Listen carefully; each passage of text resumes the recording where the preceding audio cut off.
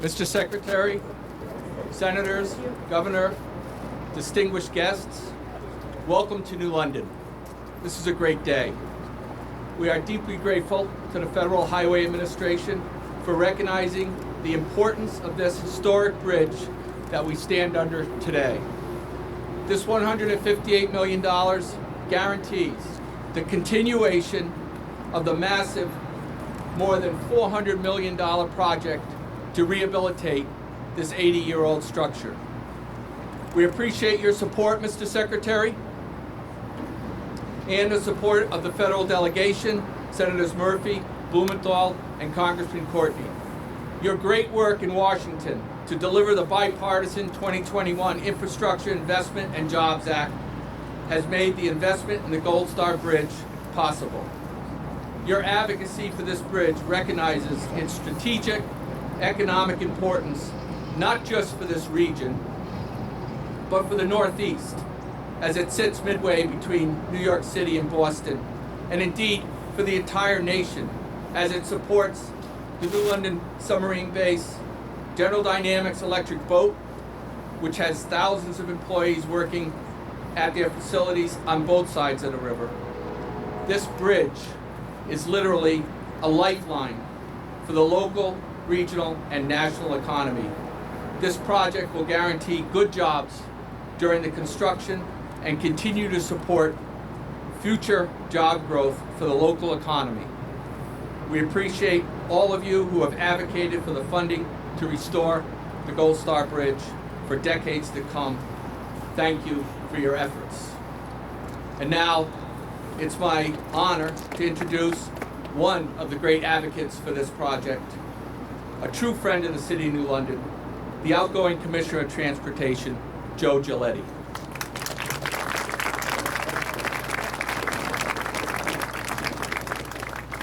So let me start with some thank yous. Okay, first to Governor Lamont, Senator Blumenthal, Senator Murphy, the DOT, the Federal Highway Administration, and special thank you to Secretary Buttigieg for being here.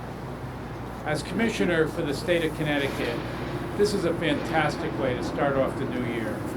It is great to be here today with the Secretary and our federal partners to announce a $158.2 million grant for the Gold Star Memorial Bridge. It took many, many applications, but it took this administration to come through and recognize the infrastructure needs and to allow us to get this grant to move forward. Since the highway system was built, the Bridge Investment Program has been the single largest dedicated federal investment in our bridges. Amtrak. This grant is significant, and it will help us accelerate the construction phases and get this job done sooner. Investing in infrastructure really means that people can get where they need safely and efficiently. And as part of the project labor agreement we have on this project, it means that the iron workers, the laborers, the tradespeople have good paying jobs and are being trained as the next generation of workers. When the pandemic began, the governor turned around and he turned to the trades, he turned to the DOT, and he asked the question, are we still going to keep on working? And we never stopped all the way through the pandemic. And what you're seeing here is evidence of the fact that we kept things going. We continue to keep things going because we are good stewards of the public money. There is currently a 17-mile detour for heavy trucks and vehicles, sending them through more than 20 traffic signals because this bridge cannot withstand the weights that need for moving goods through this pandemic and going into the future. And when this project is completed, that detour will be eliminated, which means less idling in traffic as freight moves through. So thanks to the federal infrastructure law, Connecticut DOT is doing more projects, expanding and accelerating current projects, and providing more jobs than ever. And thank you to the U.S. Department of Transportation and the Federal Highway Administration, Amy and all those that are there with us every day. Thank you to Senator Blumenthal, Senator Murphy, and our entire congressional delegation for advocating for Connecticut every day in Washington. I can't emphasize how great it is to have an administration that is focused on infrastructure. I can name all the people that work with the Secretary that are all from states that understand the need for infrastructure investment and what we've been going through. So thank you, Governor Lalonde and our state legislature for ensuring we have the matching funds ready to go, which help us win these competitive grants.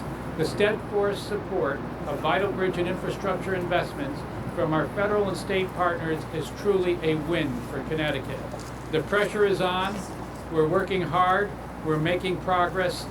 Thank you, and it is now my honor to introduce Melody Make It.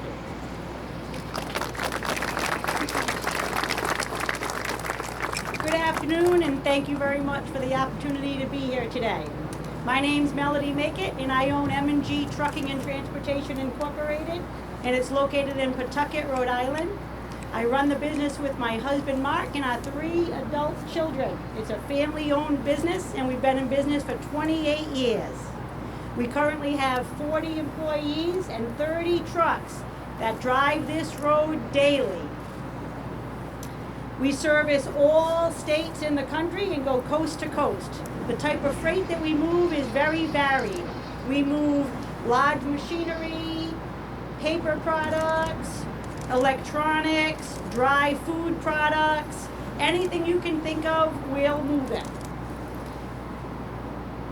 Our trucks travel this bridge every day. Some of our trucks that specialize in New York and New Jersey travel this bridge twice a day. One heading out, one heading back. Last year in 2022, our trucks drove over 236,000 miles through the state of Connecticut.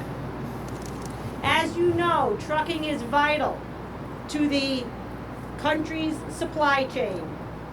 Everything you use in your daily life, whether it be at work or at home, has spent some time on a truck. Everything you buy in a store, either off the shelf or even from Amazon, has gotten there on a truck. Investments like this in infrastructure help to avoid interruptions in that valuable supply chain. Improvements here will increase safety and efficiency. We all need bridges we can trust. New England depends on this bridge to connect to the entire rest of the country. My company needs this bridge to get all of the products to our customers so they can help keep this economy moving forward.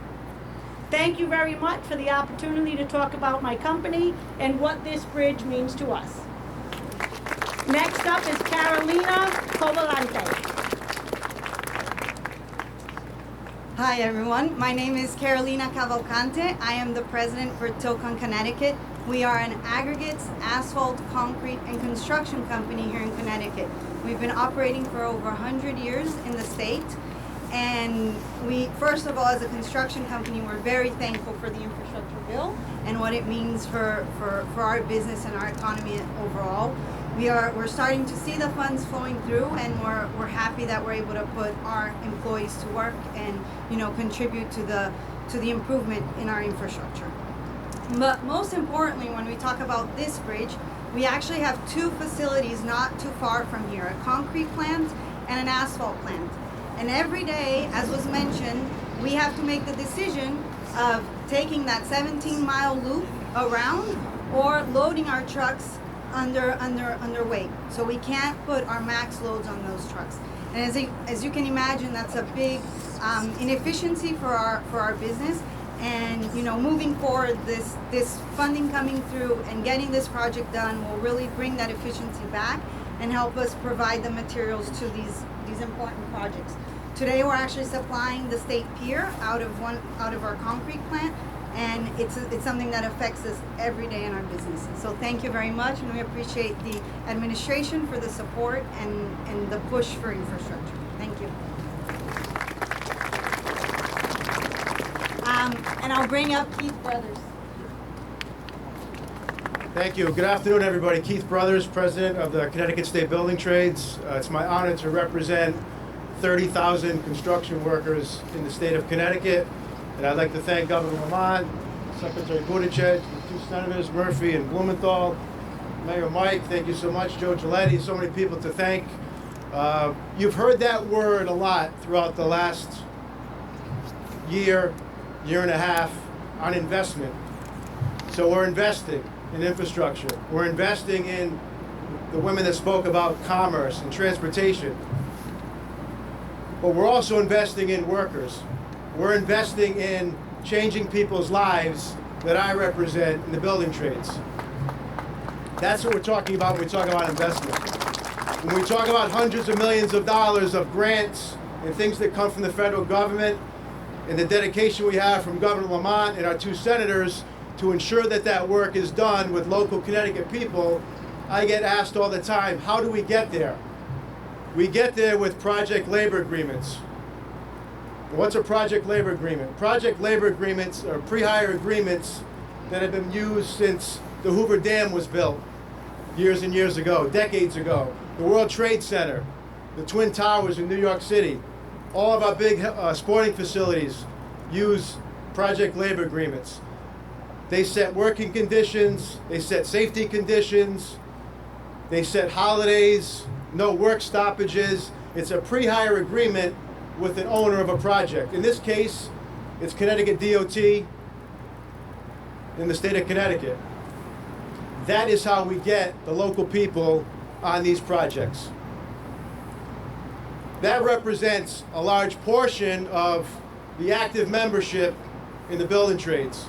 But it also gives us the opportunity to open up the doors in the building trades to the people that are out there in inner cities, local communities like New London, through our Building Trades Training Institute, where we recruit local young men and women to enter the trades.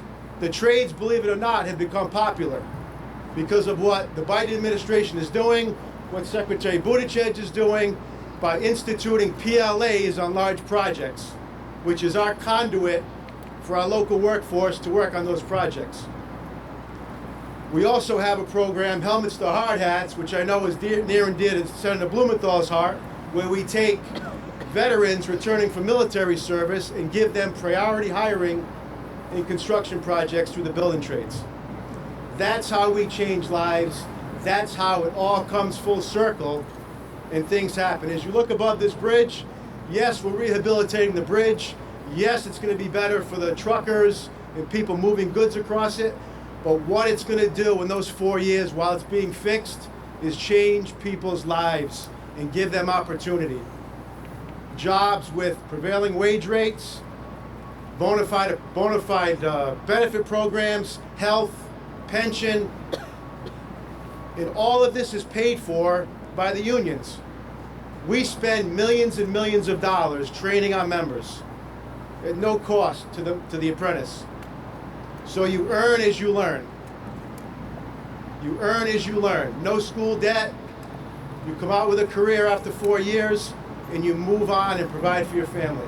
That is what we're based on. That is how things keep moving in Connecticut, but we could not do that without the people behind me that believe in what I do and what my members do. So thank you all for that. Our next speaker, you heard it from me, now you're going to hear from someone who's actually doing it. A third-year apprentice from the city of Hartford who will be working on this project within the next couple weeks, Ruby Alvarez.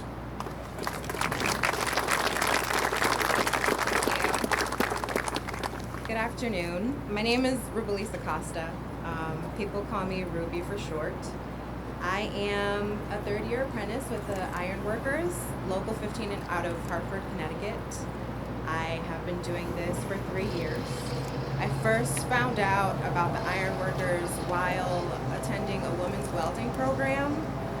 It was free, and I learned how to weld. I got certifications, and basically the Iron Workers hosted that, so I was already there. I applied and got accepted. Before that, though, I've done a bunch of other things.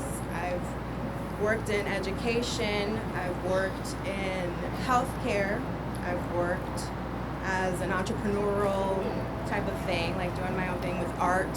I went to school for art.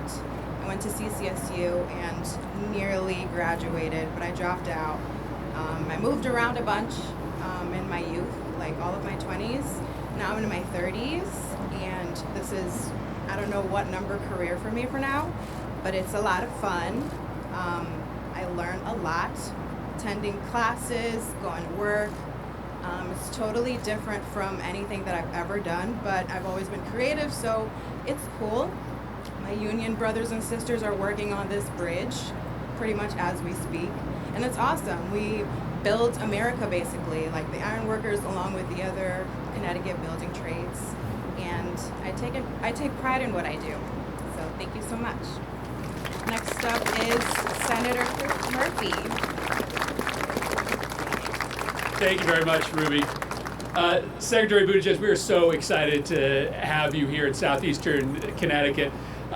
We are so grateful to President Biden for making good on his promise to, as Ruby called it, rebuild America. This bridge is being built as a byproduct of a bipartisan achievement. We've been talking about the need to rebuild this country, to put people to work, to build up our bridges, our rail lines, our roads, our 21st century infrastructure.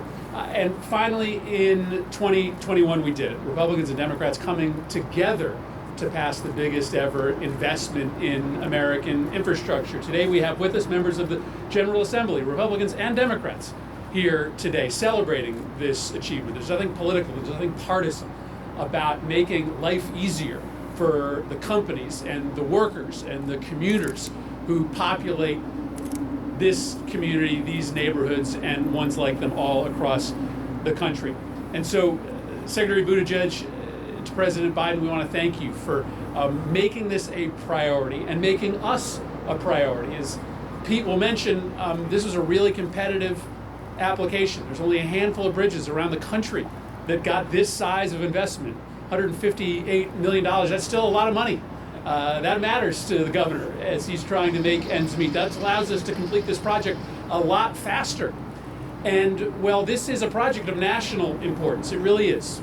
You've heard it. This is a bridge that brings businesses and goods from state to state. It makes the East Coast economy work.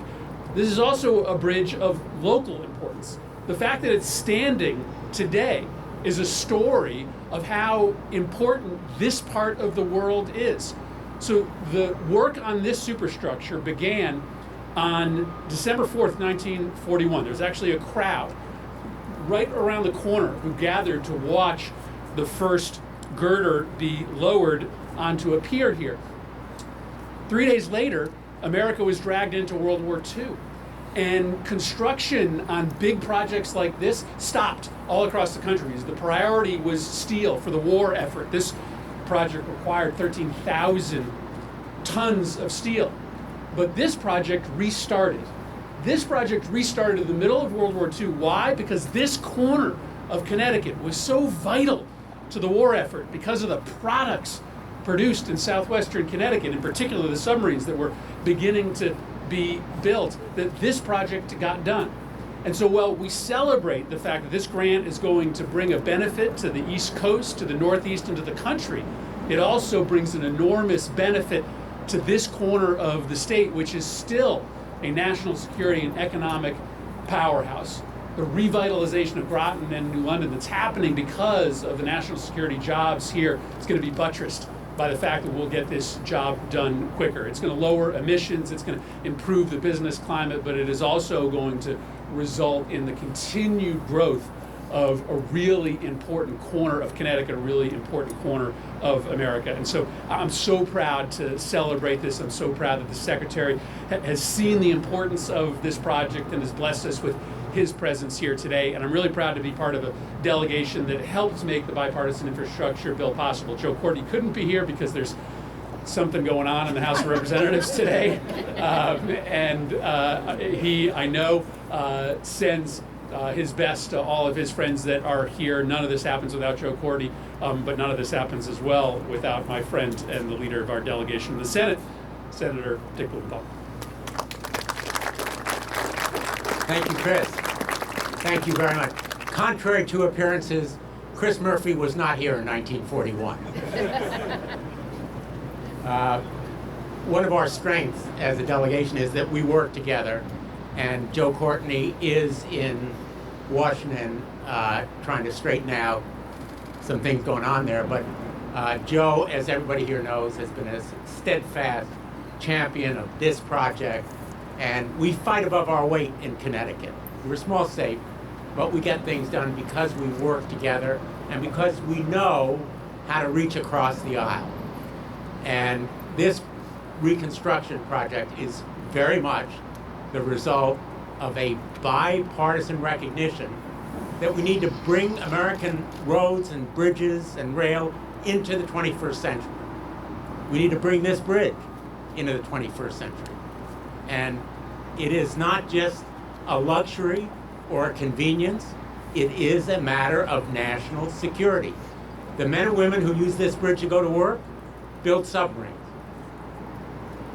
The trucks that cross this bridge bring parts and components to those submarines that are absolutely necessary. It's not just the convenience of avoiding traffic jams. It is our national security that is at stake in this bridge. And let me just say, yes, this bridge was built in the shadow of World War II. It's named the Gold Star Bridge for a reason. It is, in effect, dedicated to the men and women who served and sacrificed to preserve our democracy and freedom and independence.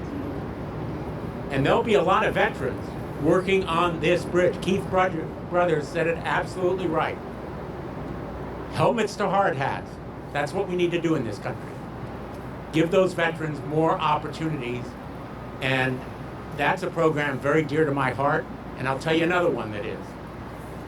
Women who well. Women who well. There are going to be a lot of women working on this bridge. And they may need a lot less training than the men.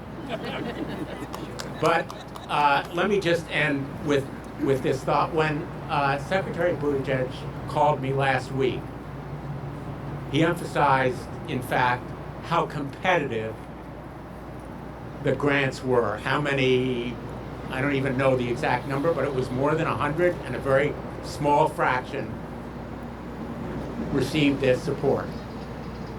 And I think it's a tribute to the men and women who work every day in southeastern Connecticut and throughout our state. We have some of the most talented, dedicated, gifted iron workers, building trades workers, Teamsters, they're the ones who drive those trucks, and others, and we have some of the best unions. And those training programs, those apprenticeship programs, are often run by those unions. I'm asked by the Pentagon, as a member of the Armed Services Committee, most commonly, when they say they are awarding another contract to a defense manufacturer in Connecticut, do you think you'll have the men and women who will have the skills to do those jobs? Will you have the trained workers? The unions are building that workforce, and thank you, Keith Brothers. Thank you to all the union leaders who are here for making it possible to defend our country and provide those workers with the skills that are needed. I want to thank Secretary Buttigieg for his leadership, not just on roads or rail, but also on airlines. As everybody here knows, he has provided the kind of strong and dedicated leadership that's necessary to hold those airlines accountable. Separate subject, but I couldn't let today pass without thanking him for his leadership on that kind of transportation as well. And finally, I just want to congratulate Governor Lamont on another term, and our legislators. Very, very proud to be there this morning when he and our state legislators were sworn in, a celebration of democracy, the peaceful transition of power. We get it right in Connecticut. We do it right, we build it right, and we're going to do it again. Thank you so much. And now, Governor Lamont. Thanks, Dick. Hey, everybody. Yeah, 1941 was a long time ago, but we had a busy morning. Yesterday was my 69th birthday. And, Happy birthday. Secretary Pete, thank you very much for the birthday present. See you on my 70th. Top that. But my reason to say that is, you know, I've heard many different presidents over the decades all tell me I'm going to be the first real infrastructure president since Ike. Okay. The first infrastructure president since Ike is Joe Biden. Joe Biden has delivered the goods. Joe Biden is making a difference. This is a bridge that goes back, as you heard, 70 plus years. It's long overdue, and we're getting this job done. And for that, I am so appreciative. I think you understand that this is not a bridge to nowhere. Remember that old phrase? This is a bridge to opportunity, as Keith Brothers said. What that means in terms of the apprentices, giving everybody that chance, that opportunity going forward. You know, you heard Dick and Chris say this is a pivot place right here. This is a bridge in terms of national security and what we're doing, you know, over at Electric Boat, what it means to our energy future right down the way there at State Pier. We can't do it without this bridge. It's just extraordinary to me that for the last 15 years, all those overweight trucks had to reroute 22 miles in the wrong direction. Well, that's not going to happen anymore. And I always love Secretary of Labor Marty Walsh's comment. He says, I'm not an ornithologist, but my favorite bird is the crane. And I see a lot of cranes, I see a lot of future, and I see a lot of opportunity right here. And one last thought, Dick mentioned democracy and smooth transition of power. And I had an opportunity to meet with Secretary Pete, I don't know, a month or so ago. And he brought up all the benefits of what infrastructure means. And he brought up one that really made me think. How fast trains go is one of them. But he said it's also about democracy. And he reminded me that there was a guy named Mussolini who about 100 years ago barged his way into office. One of the lines he used was, I'm going to make the trains run on time. And you think about that, it's that democracy has to continue to deliver the goods for people so that they know that this is a government that works on their behalf. And I think infrastructure is a big part of that. I've got Mark Boughton here, Joe Giletti, and our team that are going to put this as part of an overall infrastructure plan for the state of Connecticut. We got a lot of 100-year-old bridges. Everything in the state got pretty old, including the governor. And we're making some real investments right now that will make a difference. And Secretary Buttigieg, we're not going to disappoint you. This is an investment that's going to make a difference. Secretary Buttigieg. Well, thank you, first of all, Governor. Congratulations. Happy birthday. Very glad to be able to join you in starting this new term off right with some very good news. And so pleased with everybody who's been able to join. But in particular, I want to acknowledge the governor's championing of this project. I want to thank Senator Murphy and Senator Blumenthal for what they've done to make all this possible, too. And I don't just mean their advocacy for this project. I mean the fact that we wouldn't have the funding to do this in the first place if it weren't for the infrastructure law that they supported. Them and the House members who I know wish they could be here, but as has been mentioned, have other urgent business on the floor of the U.S. House. In addition to their leadership, ranging from foreign policy to taking care of veterans to aviation consumer protection, they were there every step of the way, including while this infrastructure law 2 years ago was repeatedly described by some commentators as being dead. I want to thank all the state legislators who are here. It's good to be in a state that understands the importance of infrastructure. I want to thank all of the mayors who are here, Mayor Passero and the City of Groton, Mayor Hedrick, and Town of Groton, Mayor Melendez. I love a community that has its mayors in order because that still remains, I think, the most demanding level of on-the-ground government. And I really appreciate hearing the stories of Carolina and Melody who explained what this means economically and why it's so important that we get this right. And to Keith Brothers, to all of the building trades workers here, the iron workers,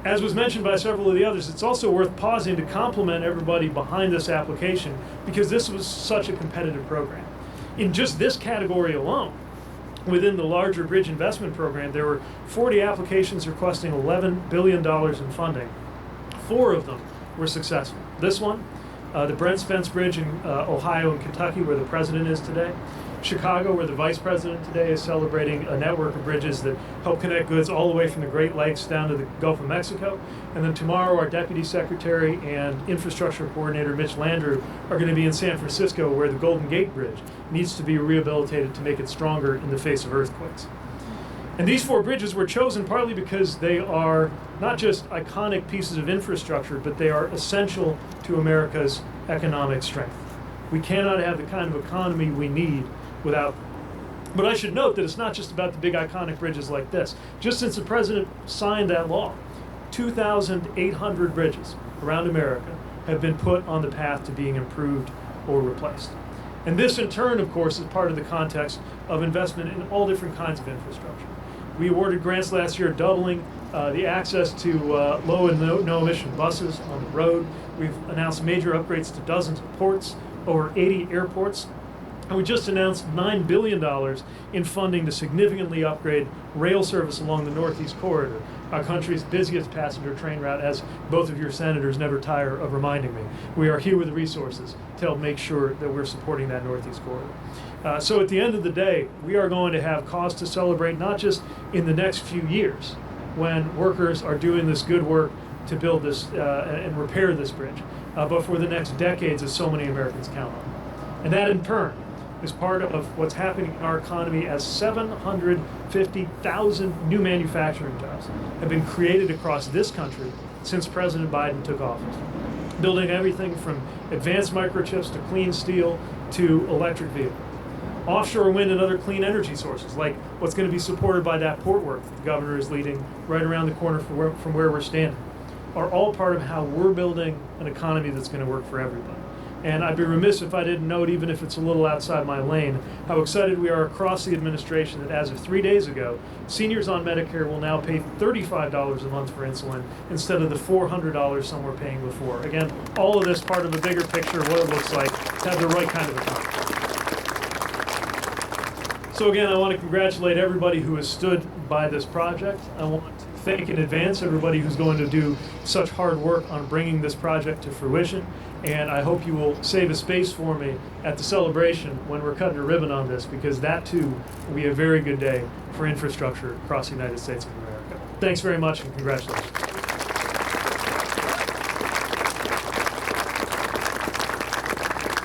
With that, I think we have a chance for a couple of media questions. My colleague Carrie in the green coat will quarterback that.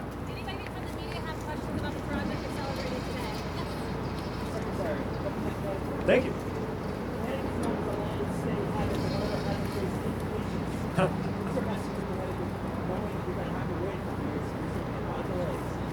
That's the thing with cathedrals, is they aren't built or even repaired overnight. But we know that this project has the support that is going to be needed to pick up the pace.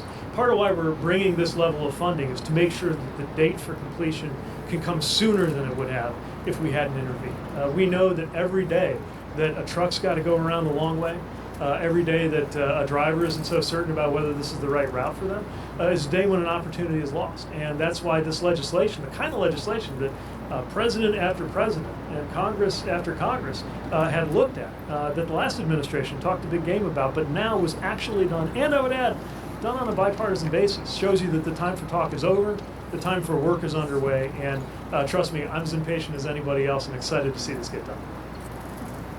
Any other questions about the project? Sorry, Eric, you can wait. Go ahead.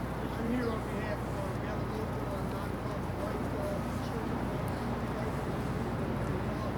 been extremely concerned about the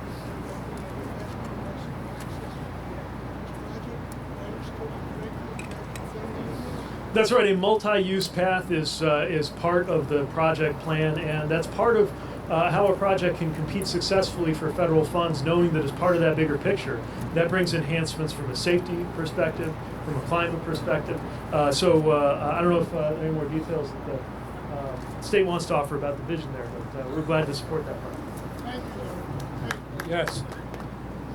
In order to get this, when we were dealing with this grant, one of the things we had to look at was what was lacking on the one side versus the other side. How do we make sure that our bridges are going to provide for that bike and pedestrian? This one will, okay, it was part of the application that went in, and it's what you're going to see on all of our future bridges as well, because we have realized that the way of the future is by involving those bike and pedestrian lanes going across and making sure we've taken care of that at the same time.